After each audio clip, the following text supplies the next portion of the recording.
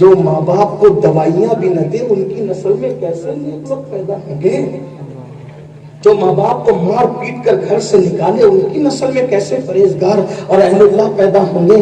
ذرا اس پر عبرت کی نظر تو ڈالیں۔ آج کل لوگ سنتے ہیں، سن کر نعرے لگا کر گھر چلے جاتے ہیں۔ بولو ان میں سے کتنے لوگ ہیں جن کے باپ ان سے راضی ہیں، جن کی ماں ان سے سکھی ہے؟ ہاں، جب کہیں جاتے ہیں اگر چائے کا پیسہ دینے کی بات آتی ہے، ہر دوست اپنی جیب میں ہاتھ ڈالتا ہے، میں دوں گا عزت بچانے کے لیے۔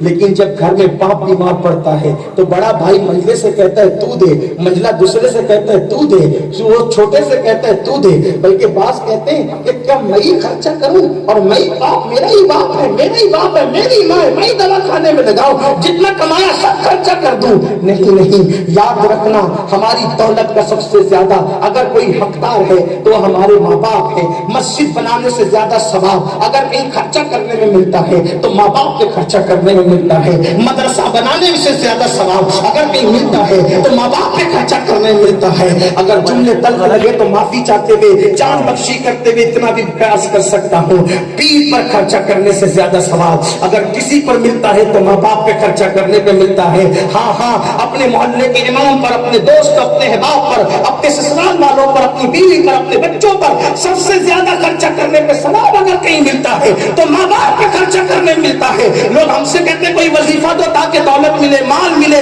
میں کہتا ہوں ہم سے کیا لیتے ہو؟ ارے ہماری اوقات کیا ہے؟ ہم تو آپ کی جوتیوں کے خاک کے برابر نہیں ہے۔ تمہارے ہمارے نبی نے مالدار بننے کا نسخہ بتا دیا۔ اللہ کے رسول نے فرمایا جو نماز کے بعد اپنی ماں باپ کے لیے خیر کی اور مغفرت کی دعا کرتے ہیں، اللہ ان کو اتنی دولت عطا کرے گا کہ ان کی نسلوں کو بھی کفایت کر دے گا۔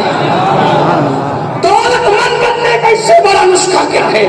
آپ ہماری کتابوں میں ڈھونڈ رہے ہو، ہماری تقریروں میں ڈھونڈ رہے ہو، واللہ مسلمانوں تم نے نبی کی تعلیم کی قدر نہیں کی۔ ہمارے تمہارے نبی ہمیں سب کچھ بتا گئے، ہمیں کسی کا محتاج نہیں رکھا۔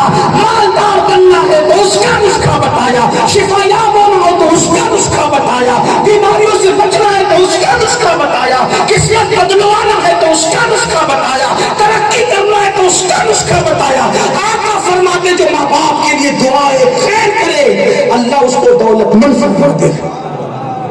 جو صرف دعا کرے وہ دولت مند ہوگا، جو ماں باپ پہ خرچہ کرے، جو ماں باپ پہ خرچہ کرے۔ اللہ کے رسول علیہ السلام فرماتے ہیں قیامت کی نشانیوں میں سے ایک نشانی، اللہ کے رسول علیہ السلام فرماتے ہیں قیامت کی نشانیوں میں سے ایک نشانی یہ ہے کہ لوگ اپنے دوستوں پہ خرچہ کریں گے اور اپنے ماں باپ پہ ہاتھ تنگ کریں گے۔ دیکھ لیجئے کسی کو بھی دعوت دیں گے تو بڑا اہتمام ہوگا، لیکن کیا کبھی ماں باپ کے لیے بھی اہتمام؟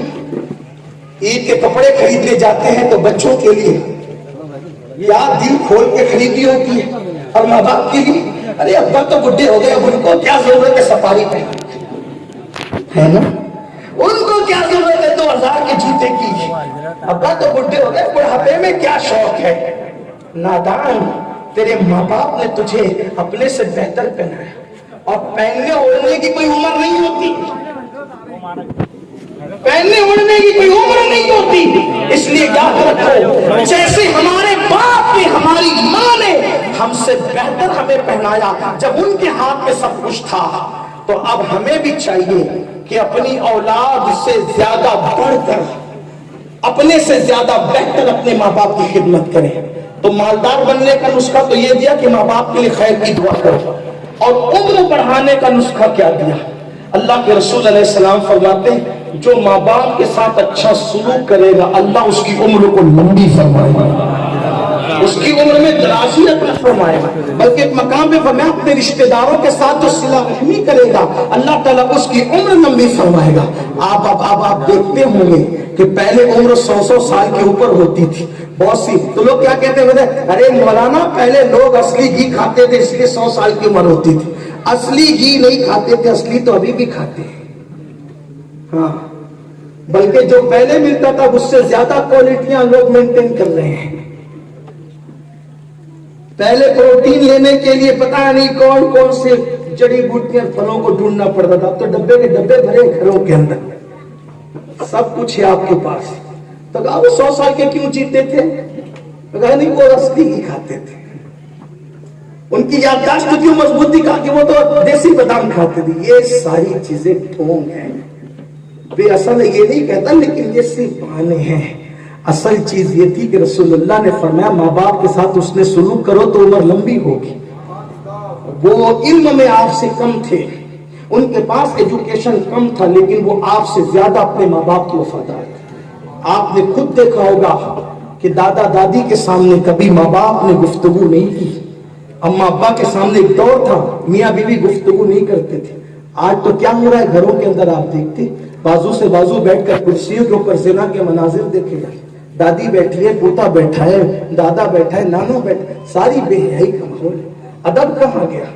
ایک زمانہ وہ تھا کہ بیٹا باپ باپ کے سامنے جو ہے پلٹی مار کر نہیں بیٹھتا، اگر ہوٹل پہ باپ آ گیا تو بیٹا چپکے سے جو ہے وہ اٹھ کر چلا جاتا تھا، باپ ایک گلی سے آ رہا ہے تو بیٹا راستہ بدل دیتا تھا۔ یہ تعظیم تھی، یہ احترام تھا۔ کہاں گیا وہ سب کچھ؟ ادب نہ رہا، تعظیم نہ رہی، اس پہ سلوک نہ رہا، بس آج مغربی تہذیب میں ٹوٹ گئے۔ اگر چاہتے ہو نسل میں اچھے بچے پیدا ہوں، ماں باپ کا احترام کی، ماں باپ کی تعظیم کی۔